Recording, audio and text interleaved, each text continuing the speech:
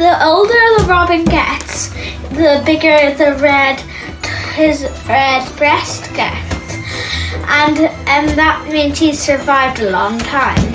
And what does he do, John, to attract female birds? He feeds them. What does he feed them? And worms. Well, blue tits are about 12 centimeters long. Blue tits often follow around milkmen for their deliveries, and then when they see the milk, they go at it with their beaks, and then they drink the first lay of milk. Male and female blue tits look quite similar, except the females are paler than the males. Did you know blue tits often hang upside down to eat? Blue tits are 0.37 ounces. There are loads of blue tits nesting in our garden, and a blue tit is 15 centimeters tall. A female blue tit can lay up to 8 to 10 eggs.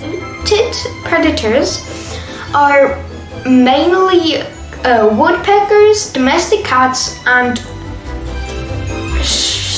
squirrels.